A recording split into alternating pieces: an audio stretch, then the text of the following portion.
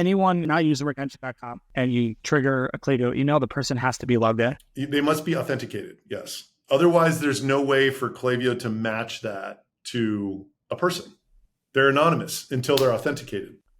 But how do you authenticate? Well, they can authenticate by buying something, by signing up for your list, by logging in.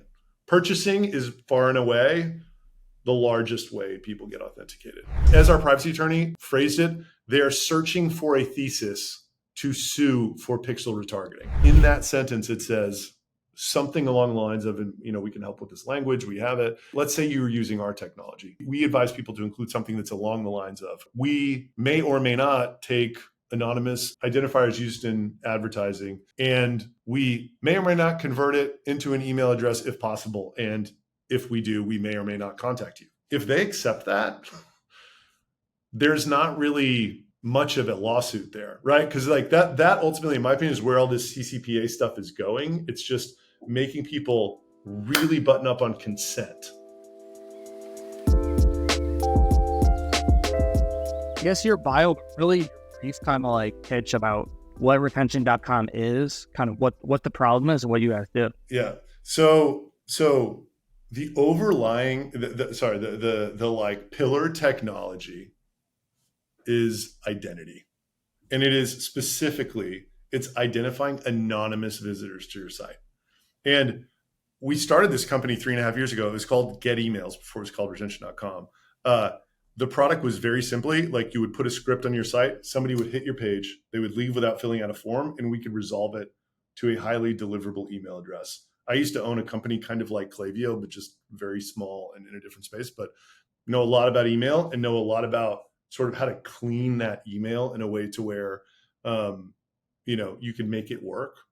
I personally had no idea that big Shopify stores would end up being who our ideal customer profile was. I thought it was going to be affiliate senders just because who sends this type of email, right? Like affiliate guys do. Turns out they couldn't make it work.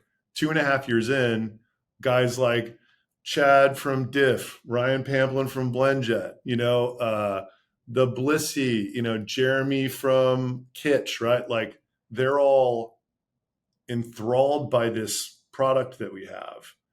They're sending their friends. They never churn. And like every single other sort of, customer type we had was just, they tried for 3 months. It sounded great. And they'd stop using it.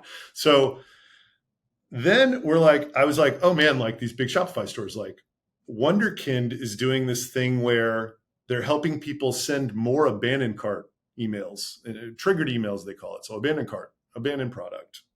They do a price drop, a back in stock, and a low stock, which the Shopify audience we found is not that interested in that. But we do abandoned cart, abandoned product view, and abandoned checkout. And using the same technology, we were doing two things to these flows. One, we were sending it. So the problem that solves, by the way, which like most people don't know at all, is you must be logged into the Shopify store to receive one of these abandoned cart emails, which is crazy because like who's logged? You know what I mean? Like who logs? Is that true? So anyone, if we are not using retention.com and you trigger a Klaviyo email, the person has to be logged in. They must be authenticated. Yes. Otherwise, there's no way for Klaviyo to match that to a person. They're anonymous until they're authenticated. They can be authenticated by buying something. How do you authenticate? Well, they can authenticate by buying something, by signing up for your list, by logging in. Purchasing is far and away the largest way people get authenticated. Oh, got it. Okay. And then they they used to stay for months. They used to stay for a long time, and very recently that's turned into like 7 days, right? Season 3 of Down to Chat is brought to you by Tapcart. We've chatted a bunch about Tapcart in the past, but they make it extremely easy to create an app that often sees higher conversion, higher AOV, higher LTV from all the folks that use it. I wanted to briefly highlight our friends Ron and Ash from Obvi. You've probably seen them on Twitter. They create a ton of magic with Obvi.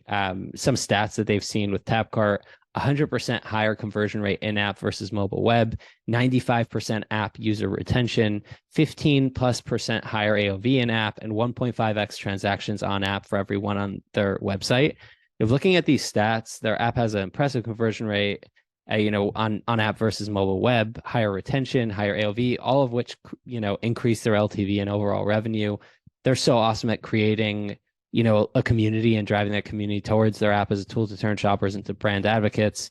If you've not yet checked out Tapcart, check them out today and get up to 2 months free when you sign up.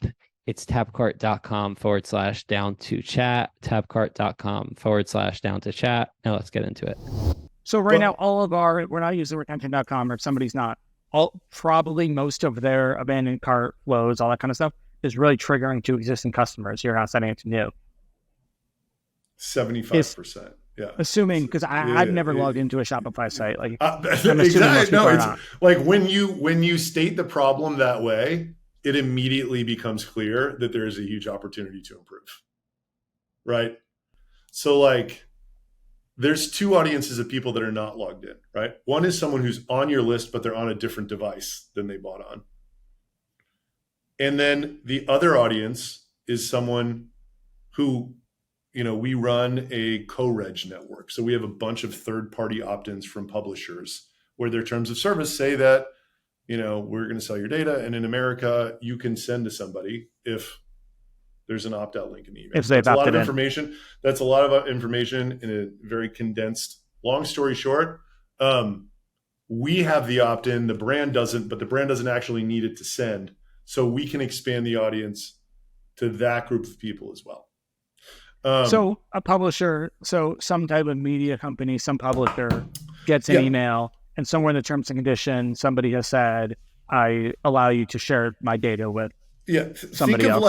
Think of lead gen websites, healthcare, credit card, mortgage, like whatever. Like there is a huge economy in the internet of lead gen, and lead gen fuels these identity graphs. It is implicit rather than explicit consent, and it's legal in the US. It's not in Europe. It's not in Canada, but you can do it here basically. And then, so somebody has implicitly opted in, given retention.com permission to market to them, permission to do that. And then somehow that enables brands to be able to. So yes, the permission is for us to give the brand the record. The brand can email the record and be compliant with the CAN spam regulation, so long as there's an opt-out in the email from a legal standpoint. Okay. There are, typically I have seen Shopify, let's call it the Shopify Plus audience. If it helps them grow, it's very profitable. There is no noticeable brand damage, and it is legal. They are game. Several rungs above that, you start getting into a sort of PR type scenario where brands become risk averse. They take on a different view towards privacy, and several rungs above that. You mean like enterprise brands? Yeah, exactly. Like I would be shocked if Nike would do this, for instance. Sure. Right. Like, sure. What's just could be a PR. For them? Yeah. Okay. What's the upside for Nike? Right. But these like scrappy brands that just want growth, and as long as it's legal and it's not going to bite them in the butt. Totally. And it works. Like, oh, the numbers I've seen are crazy. Yeah. Across our system, we believe that people are paying 10 to 15 cents per email on average, and they're getting $2 to $6 off that email across the system. And by the way, like, it's a strategy. We show you how to do it. Like, we're adding people to your list very quickly. You are unsubscribing them very quickly if they don't engage. And then the net effect is, your list is growing, 4 times as fast as it would if you weren't doing it. Right. And you're able to get a lot more revenue from your triggered things, from abandoned cart, whatever it is. Exactly. Yeah. And okay, so I have a few questions. I mean, like I said, the numbers that I have seen are pretty crazy, but I've never known kind of like the gray area things. Right. So you're essentially 2 products. One is, to me, this is totally fine. To me, this makes a ton of sense, especially as I understand some of the cookie issues more. But we're not sending as many abandoned cart emails as we think we are, even if we have somebody's email address.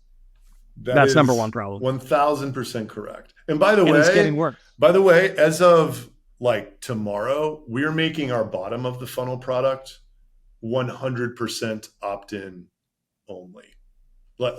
We're taking. Explain what you mean by bottom of funnel. So the bottom of the funnel product is the abandoned cart, abandoned product, and abandoned checkout flow audience expansion.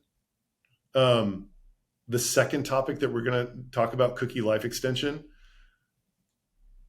we basically figured out a way to get a more profitable audience of people that are opted in that we were missing with this other strategy of first party cookies. And we want to really do the right thing by Klaviyo. So I'm trying to be like fully above board with them in 12 months. The first step is making one of our 2 flagship products 100% above board, no gray area. That co-reg audience is gone as of like tomorrow. For bottom of the funnel. For bottom of the funnel, right? So you have your choice. You can use us and be totally above board. If you want to get super aggressive with that top of the funnel product, you're allowed to. Totally fine, up to you. But you can still use us and be totally 1,000,000% compliant in every way. Can I repeat? I guess as I understand the problem and solution to you, and you can let me know if I understand. Because I don't have I suck at technical things, but I also think the audience, people listening, might find it helpful. All right. Yeah. So kind of what you're saying is if somebody there's a lot of new, everyone's familiar with iOS 14, but I think there are a lot of new cookie things and privacy changes going on that are probably not getting as much attention. So it's previously been that cookies, third-party cookies, so Klaviyo cookies, Facebook pixel cookies, stuff like that, last for, 30 days? What's been like the norm? I mean, a couple of years ago, they lasted for 6 months, And now it's 7 days, correct? It's just been getting shorter, yeah. Klaviyo and Meta is now down to 7 days. So go ahead. So if somebody has third-party cookies, let's say I could go to your website. I could give you my permission to email. You have my email in Klaviyo. But if I go to your website either on a different device or 8 days after I gave you my email, I can abandon cart. You won't be able to trigger a Klaviyo flow to me because you just have no idea it's me. A 100% true statement. Is that not insane? And the only way to counteract that, it has a couple problems, right? Like these platforms need to build profiles over time about visitors so that you can segment and target better. Klaviyo is one place, but like Meta's whole algorithm is like based on being able to identify people over a long period of time and figure out who's doing what, right? So like you shrink that to 7 days, and the effectiveness of running an ad in general in Meta is terrible. Sure. This is why retargeting doesn't work anymore, because these audiences. This is literally why retargeting doesn't work. Exactly. Yeah. Anymore. Exactly. Yeah. Anymore. Anymore. It's so like the biggest problem, and like this is getting pretty specific and nuanced, but I just want to say it because I'm sure there's some technical listeners here. So with the conversions API, when someone buys, Shopify can actually pass an email address for that person. So the conversions API is actually getting all of the conversion information now. What it's missing because of this problem is it's missing 85% of the cart abandonment events that it used to get. Or so page view or anything. Well, the cart abandonment's the best audience, right? Like sure. The best audience to run an ad to, like if you don't believe the AI thing one bit about Meta, and you were just like, Meta's a bunch of idiots. They just take audiences and run ads to them. Like the best audience they used to be able to show a retargeting ad to is gone. So if you restore the ability to track over months, you start passing more of these events that were tied to the original visitor that they know. That's basically the biggest thing. And then I even think page view, I think that it's never going to go back to the way that it was, especially with, ASC, and I do believe in the AI stuff. But I think if you can still pass more events back and do so compliantly, you can get more people into your ASC funnel, bundled retargeting and not, and it just still gives them way more signal to be able to target. Have you heard of event match quality in Meta? So yeah, doing this, if you have done nothing to try to solve your event match quality problem, if you're unaware you have an event match quality problem, you probably do. That's kind of like step one. If you haven't done anything to try to solve it, then I'm guessing your event score is like 3.5 to 4.5 out of 10, based upon what I've seen. And with a few simple steps, like this first party cookie pool thing we're talking about, like that can jump up to like 6.5, 7 out of 10 overnight. And you will basically see it flow through to your ad performance over several weeks. And it's usually like 20, 30%. You guys are able to pass back this first party data Yeah, to it's Meta? part of the product. Yeah. Okay. So like it's another, we started in email, and then I mentioned before the chat that like we just started doing this first party cookie pool stuff. Like, I mean, I'll name the vendors, I don't mind. Blot Out is in the market, Elevar is in the market, and then Black Crow AI just created this product called Smart ID. And it's very exciting to me because we're not limited to just email anymore. Like we are undeniably helping people who haven't tried solve this problem with their ad performance, which that's a massive market. Number two, not relevant to these listeners, but like like we're no longer limited to e-com anymore because this helps anybody who runs ads, Sure. And then fair. Yeah. number three, it's like we're on the way to take our product out of the gray, which stops us dead in our tracks with brands like Jones Road Beauty, right? It's like, sure, makes sense. No, I mean that's what like, we're you're like, I'm interested sure in. what you're doing is great, but like we don't do that kind of shit. So so somebody could they could just do your bottom of funnel, just do your data stuff for Meta, and not do kind of like the mid funnel stuff. 100%. Makes sense. And then we're coming up with a way to make. Either we're just going to like turn that thing off in a year or two, the top of the funnel stuff, or we're going to try to do something like the Safe Ops situation and just not be passing them to Klaviyo, Okay. Makes sense. Yeah. All right. I will get there in a minute. That's one of my questions. Down to Chat is brought to you by Postscript. In my opinion, Postscript is the SMS platform built for Shopify brands. To be totally transparent, we just switched at Jones Road to Postscript, and it is the best decision we've ever made. We were on a competitor before, and they started tacking on all types of fees. The platform was not being improved at all. It was just getting really expensive, and the service we were getting was just nothing compared to what we've received from Postscript since being with them. The product with Postscript is just hands down the best that I've ever used. To me, it has the best integrations for Shopify stores of all sizes. It's got the best feature set. The segmentation is the easiest and most powerful. The pop-ups are great. But really the thing that I love is I've never experienced such great service from a software provider. The only time I heard from our previous provider was around contract renewal time. But with Postscript, they've gone out of their way above and beyond to make our program uber successful. And it's really evident that they care about us getting as much value out of our program as possible. So in my opinion, with Postscript, you get the best product on the market, you get it at the best price, and you get it with the best service. There's a reason why the fastest growing Shopify brands like Dr. Squatch, Native, Olipop, Feastables, and now Jones Road Beauty are all using Postscript for their SMS program. Sign up for Postscript today to take your SMS program to new heights. As I understand it, I just want to make sure I close the loop on this. Yeah. Super exciting to me, now that I'm kind of starting to understand it. But the only way to really pass back this data is to have that first party, which is server side. And theoretically, that's the value of something like a segment or a CDP, right? Yes. But I would imagine there's a lot of cost to that. Can I give, I have a very clean way of describing the CDP market. So there are a lot of CDP products, but they're for very big companies. And the reason why they're built for enterprise is because the problems they were solving were enterprise problems. Basically, like websites got so big and marketing teams got so large that there became a use case to need to segment people before you actually had their email address. And either once you captured it, send them on different journeys based upon what they looked at before they got there, or B, segment the anonymous users and serve them back up in the open internet in ad tech, right? Like for just more retargeting segments, right? Sure. SMB was doing number two in Facebook, like that. You know what I mean? Like that wasn't. So neither one of these were Shopify. Third parties were able to do it for you. Yeah, exactly. Neither one of these were actually small business or Shopify store use cases. Sure. Right.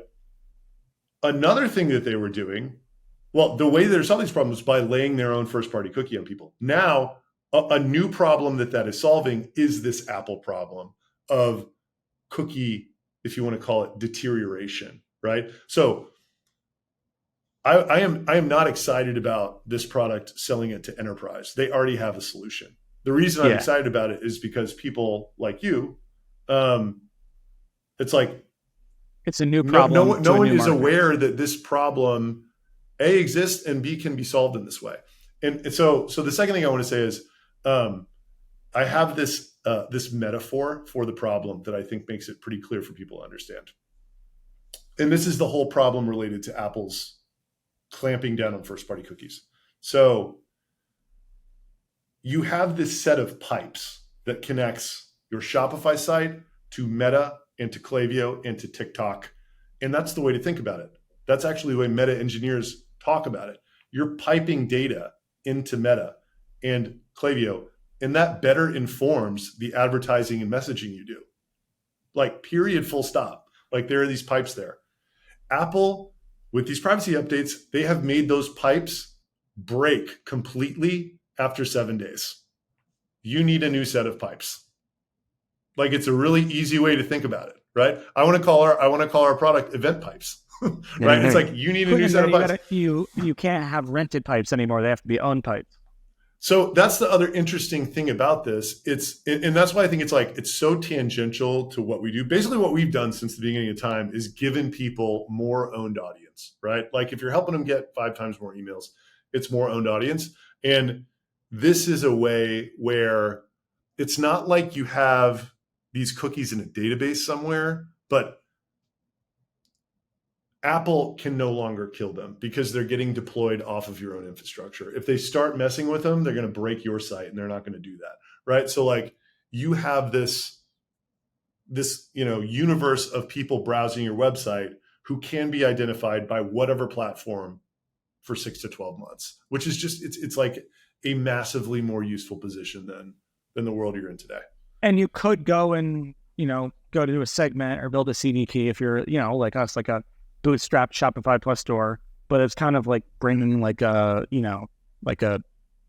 something way too powerful. You don't need that. You'd probably be overspending, right? Yeah, I think if you guys, it would just be exponentially more expensive. By the way, like, I want to give the ad tech part of this product away for free, like blot out and I'm trying to, like, I think this is. It would be such an incredible brand play for retention.com. We'll take it for free. Yeah, exactly. So I think it would be such a huge brand play for us to get like 100,000 Shopify stores using this incredibly valuable tool for the ad tech for free. And then it very naturally rolls in. If you're above 3 million ARR and you're interested in this email stuff, then get the phone with sales. It's like a great, lead funnel, right? Sure. So all that is to say, onboarding Segment to do this, like, it's not really what Segment was built for, and it's like super complicated. Like, we're planning on this being like a Shopify app, like literally, like, you just connect it and then you like give your Meta permissions, and then it just does what it needs to do.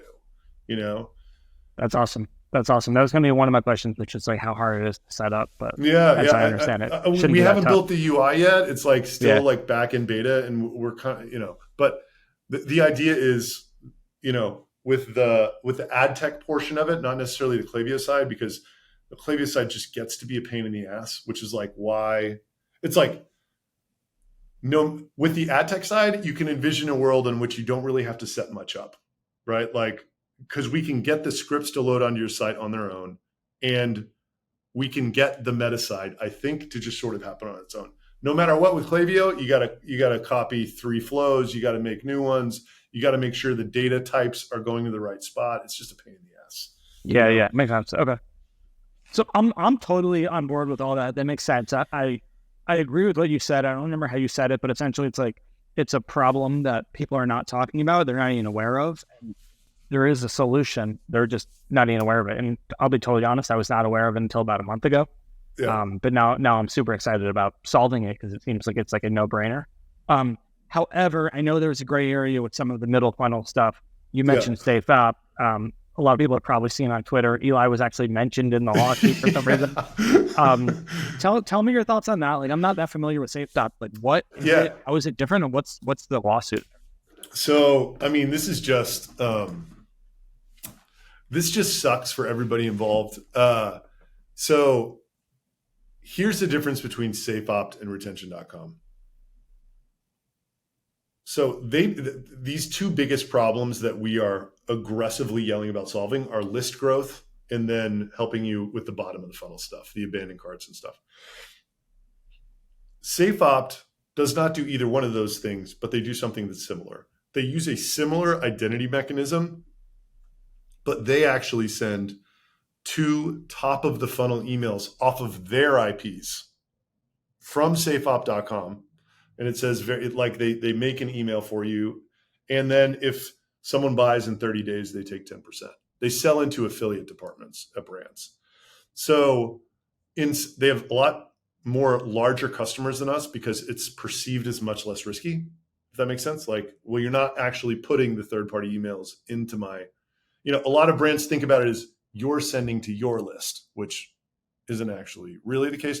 But these guys, and I'm very public about where we're at. Like, we're at like 20 million ARR. I think these guys are probably like 15 or something, and they've been around for 10 years. So it's like kind of slower growth than us. They're running it as a cash business, like more power to them.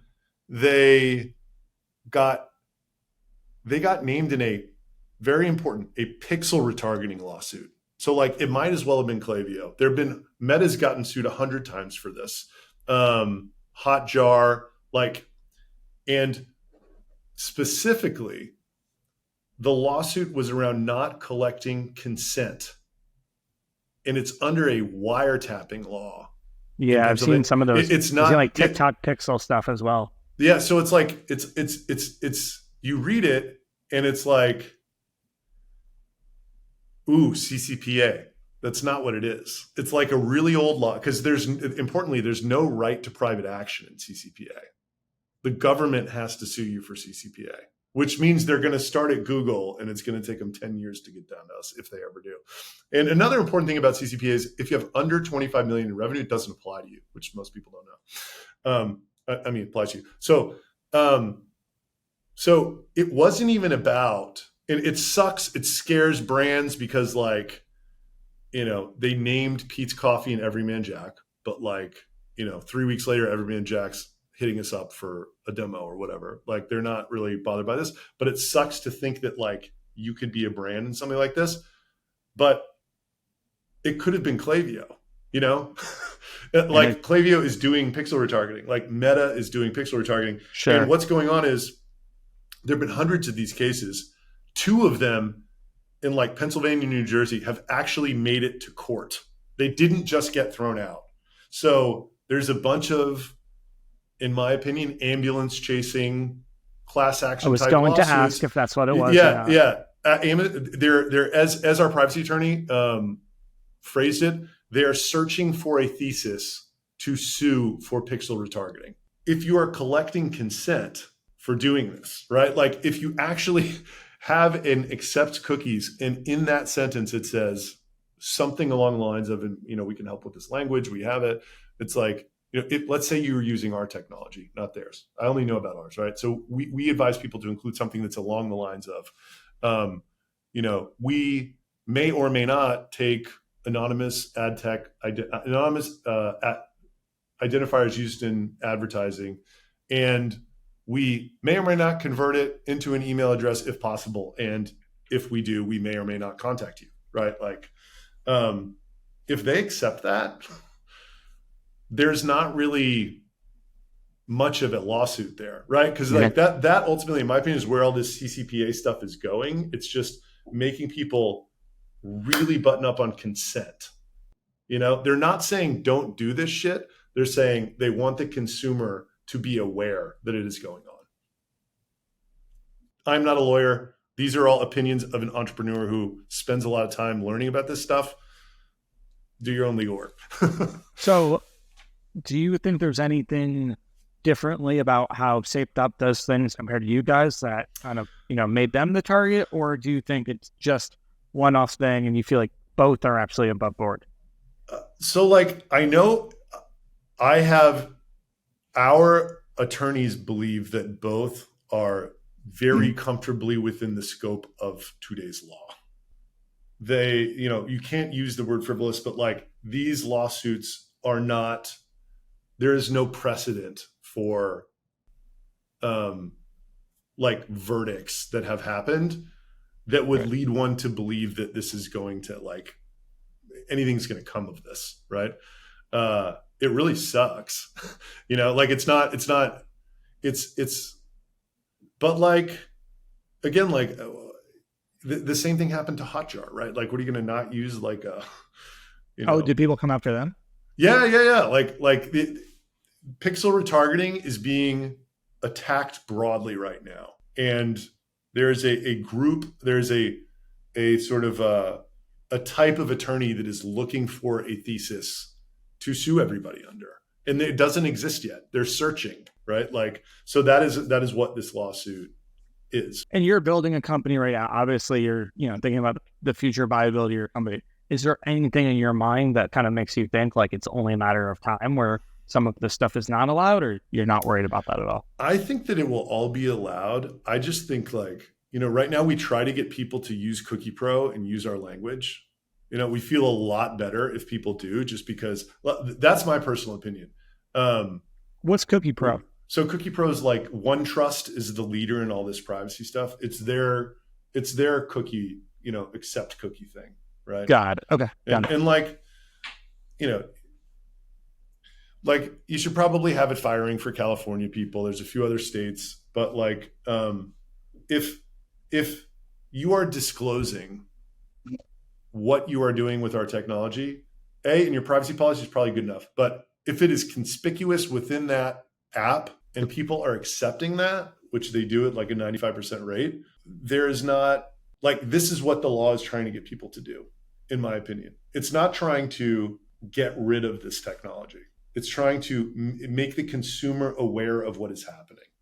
And then be able to opt out if they want, right? Yeah, exactly. Like I think the world is, I have a very high degree of confidence that the world we live in is just a world in 5 years is a world where everybody's doing the same stuff, even more sophisticated. There are pop-up banners everywhere. Like that is it. If you're not worried, so I know you said earlier that you're, maybe even thinking of eventually, I don't want to like put words in your mouth about how you said it, but maybe thinking about getting rid of your middle funnel thing, kind of the co-read. If you're not worried, why do that? That's more of a Klaviyo thing, to be honest. Gotcha. They're so important to us, and like we just know. So like, again, Klaviyo they have not made an official statement about us at all. Either way, that they like us or don't like us, we just know from dealing with their CS that if one of our customers and prospects asks if they should use retention.com, the CS rep says, well, it's risky. What I mean? They don't say yes, but interestingly, they don't say no either. Yeah, like I was expecting our prospects. a no. Yeah, our prospects wait for a no a lot of the time. They're like, no, we'll see if it's screwing you up in like a week. Which like I'm totally happy with because we know how to do this safely, right? That's it. Okay, so that's a good question as well. Talk to me about that because I think that's another potential concern. So let's say it's completely legal. Somebody checks with their lawyers, whoever it is, feels really good about it. Yeah. Big concern is about deliverability still. Right. All right. What have you seen? How do you guys go about that? So here's what we do. We have all sorts of throttling we put in place. So we basically like figure out how many emails are going out in a given week for a brand. And most of the time we don't have to do anything because like the nature of how frequently people are sending and their traffic, it kind of makes it the perfect rate. But like we make sure that we're never going to be more than 1 or 2% of the overall volume that goes out in a given day. Just for overall IP score. Here's what happens. Our positive engagement is super high. The negative engagement, meaning spam complaints and unsubscribes, it's just higher than would work on its own. However, IP reputation is evaluated over a 24-hour period by domain. So if there's a 3 in 1,000 complaint rate instead of a 1 in 1,000, but it's only 2% of the overall flow that goes out, literally like it gets so lost in the overall send. It's like total percentage. That it's just not even a thing. So now here is the breakthrough that we had a few months ago. one of our customers they were going super aggressive. They wouldn't listen to us and they got in some hot water with Klaviyo. And they're like, Klaviyo's telling us to stop. We don't want to. What can we do? And we're like, I don't know. So we thought about it. We worked with them. So now this is the best practice that we onboard everybody with. We actually, the brand is called Bruce Bolt. They sell batting gloves. So what we do now, what we used to do is say, if you just copy your welcome series and change the subject line to thanks for coming by the site, it works like a charm. And by the way, we didn't have, thousands of people have used this. We've had very few problems with deliverability up at this point, just because of the other throttling stuff we do and how judicious we are with considering an email deliverable. Like, we'll only give a brand an email if it opened or clicked something else in the past 7 days, which is like, we're throwing away 75% of the emails that we could give somebody just because, you know what I mean? Now, the ultimate protection is what we do now is we send them to Klaviyo. We put them in a segment that just sits there until the next newsletter goes out. They get mixed in with the newsletter. It's 1% to 2% of the contacts in the newsletter. All of the complaints fall off against the newsletter. And then we put them in a welcome series, the people that engaged positively, and say, thanks for coming by the site. And even that welcome series looks pristine. So a Klaviyo rep couldn't even look at it and say there was a problem. Does that make sense? Yeah. So you're no longer just trying to abandon cart right away. Yeah. Well, abandoned carts are slightly different. I'm talking about like the abandoned carts are like less. Yeah. They're lower. You know what I mean? Okay. But I guess browse. You're fine. Mid-funnel. Exactly. Browse, Somebody hits your site. Right, they leave. Yeah. We no longer send to them right away saying, thanks for stopping by the site. Yeah. We mix them in with the newsletter. And then if they engage positively with the newsletter, we put them in a welcome series that says, thanks for coming by the site. And that works for everybody. Like, it is incredible how well it works. Much less aggressive, definitely. I mean, it is, if you understand deliverability, you understand why that works. For sure. That's why I think a lot of people's first thought was like, oh, why don't I just send this from a different account? Because then it won't hurt mine, but then you have terrible deliverability on that account. Yeah. The whole reason it works is because you're borrowing reputation from your main account and the percentage of emails going out is so small. And what kind of lift? Like, what kind of lift do you see on average? So because of how the pricing works, generally the bigger the brand is, the better they do. We have a case study on our homepage saying that Dr. Squatch in October of last year paid us $20,000 and they made $1.2 million. That's not how it's going to be for a brand that does $3 million a year, right? Obviously. So like on the low end, over 12 months, we're trying to be your best performing channel. So like, if you're whatever, 2X, 3X, we're trying to be 4X, 5X, maybe more. If you start getting into like a $10, $20 million brand, it can be way better than that. And kind of the nature, there's an attribution debate as well.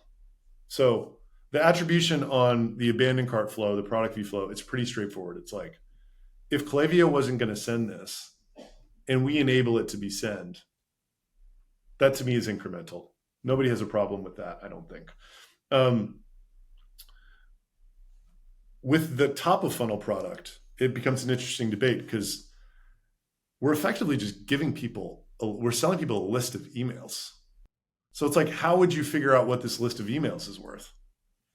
I think there's two ways. One is you pick some point in the future, call it 90 days, call it 6 months or whatever. And you're like, how much did this list of emails purchase from me? That's a little bit gets convoluted because you're probably hitting them with some other media along the way, but like maybe you figure out a way to back that out in some straight line way. I don't know. By that measure, like I said before, across our entire system, I would say like after 12 months on the top of funnel product, we're selling you emails for 10 to 15 cents. They'll be worth at least $2, $1.52, right? On that portion of it. And then, and by the way, the other thing you could do for attribution is you could just hold out, not send to a few percent of these audience. I was going to ask if you had, because that's certainly what I would want to do it. Yeah. So like True Classic, like they do a holdout. They were getting 1.2x on the emails if they didn't send, and like 38x if they did. But like they're another massive brand, right? This is like talking about like one of the biggest brands on Shopify, right? So it's not fair. Like, cause we have our top plan right now is capped at 5K per month. And, we're driving something inside like 500K for these guys, right? Like, but that's not a normal. That's wild. It's crazy, but like, it's not, there's only a couple of true classics, but yeah, it's that results. I am comfortable telling people that it gets hard too, because like the nature of our product is that it's just amplifying the throughput of your store, right? For most people, Sure. during April and May, the throughput of their store is low. So you onboard someone in April and May and they're like, this thing sucks, but they make 5 times as much over the holiday season. So like you onboard someone in the holiday season, it immediately is just like putting cash in their pocket to the extent it was 5x greater than the people that we onboarded in March and April. We're still trying to like get sort of sophisticated enough to like, manage people's expectations along this process. No, it makes sense. It makes sense. Well, awesome. I don't know if I have anything else. Anything else you want to kind of share about it? I feel like I asked everything I wanted to. Yeah, I mean, I think we hit all the main points. This is a topic that's very near and dear to my heart.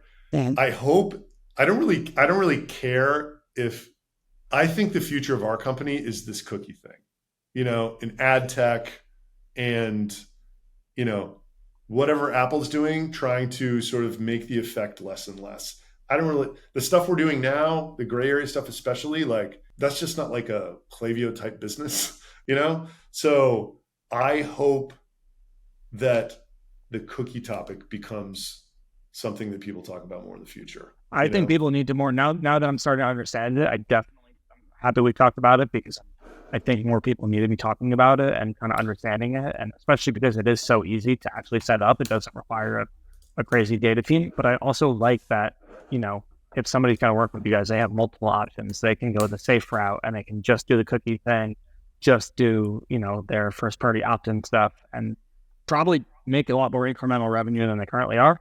And then not have to play around with the gray area stuff. Yeah. That is for sure. You guys have a good guarantee or anything? So like the deal we do is a 12-month deal with a 60-day out, or on the small, if it's like we have a $500 a month plan, so like a 90-day out for them. And I mean, it's not a guarantee, but like that's good enough for most people, right? Okay. Like, Got it. Yeah. So I like that you have that option. And then if somebody wants to totally maximize it, they check with their lawyers, they feel good about it. Maybe they check with Klaviyo, maybe they don't, that they can get a little bit more aggressive, but still kind of throttle it and be able to watch and see how that performs for them. But obviously you work with some pretty big brands who I would imagine they had to run that stuff by legal. Dr. Squatch is probably, I'm assuming, not just throwing it up on their site. Yeah, Warby, Dr. Squatch, Bulletproof, like True Classic, they all have legal departments. We've never not made it through a legal department because it's actually legal. The discussion is the people who have said no, they've decided, similar to you or when we talked to you earlier this year, it's like, it's not something that we're going to do right now. Right. Like, so I'll listen. I'm getting closer and closer. I'm definitely getting closer to the bottom of funnel stuff. Right. Yeah. I think it's less of I guess maybe it's a legal concern, but it's more, that would be more of like, I'd have to run it by a lawyer. Like I don't have the expertise to be able to make that decision. Yeah, totally. No, I get it. I also just put in the chat, which we should put in the show notes. You mentioned Jake Cohen earlier. He is like the leading thinker on this cookie problem right now. And this blog post is a bit dense and dry, but it is fantastic in articulating the cookie problem. I would imagine he was the one who actually, when I was at Klaviyo office, he actually interviewed me for this big Klaviyo thing that is kind of coming up soon, that they're doing like a big virtual event. And I was chatting with him and I asked him about what he thought of you guys and whatnot. And obviously he gave me his unofficial answer, but he explained to me the problem in better. He probably explained it how it's kind of written, but like I did not understand the whole 7-day cookie problem. And I think I now understand it and think I actually can communicate it, but it took me a while and he's the person who explained it. So I would highly recommend everybody read that. Yeah, totally. And like, I just love the pipes analogy. I'm going to just go, that's what I'm going to be yelling about on LinkedIn and Twitter and stuff over the next 12 months. Like these pipes. Yeah. It's like, guys, you got these pipes. These pipes don't work anymore. I don't know. Are you like, what's your background? Are you an engineer? Are you a marketer? Like, what's your background? I'm not an engineer. I'm kind of just a business guy. Well, no, but I think that's your advantage too, because like Right. so many of these people are engineers, Right. and they Yeah. kind of communicate in a cookie way. And like, I have no idea. Like most people, I don't think know what that means. And I think Yeah. you're probably able to articulate it in a way that resonates with marketers and is a lot simpler. Right. I think so too. I mean, that was what I always thought about Blot Out. Like our customers started using it last year. I started noticing, and I went to their website. I'm like, look, like I just have no idea what these guys do. You know, Yeah, and people have said that absolutely. about our website too. Like, fair enough. Like, I'm trying to change that. But Oh, like, I finally understand what segment is. I finally understand like the value of CDP. It took me Right. 2 years. yeah, totally. So it's an exciting space, man. I just think it's one of these things. The cookie problem in particular, like, if the top 100,000 Shopify stores do not have a solution in place in 36 months for that, knowing that there is one, I will be shocked. Maybe. Especially because we're giving it away for free, right? You know, with Blot Out, it's like, okay, you want to charge me $20,000, $30,000 a year. Like, I actually need to see it in my, you know, Klaviyo and Meta and whatever else. But it's like, Sure. if it's free, like, nobody knows about it, has it right now. Like, everybody will. That's what's exciting. Especially if to me it's that about easy to space. set up. Yeah. Yeah, totally. All right. Well, awesome, man. I really appreciate you coming on. Now, I was going to say having me on. That's not how it works. I appreciate you coming on. I really appreciate it. I learned a lot. Thanks for kind of explaining everything. But yeah, I learned a lot. I think listeners will get a lot out of this, especially, you know, really every part, but definitely just like the cookie breakdown and stuff like that. Because I totally agree with you. It's a problem that I think everyone can take seriously. Yeah. Great, man. Well, thanks for having me on, Cody. All right. Thanks so much.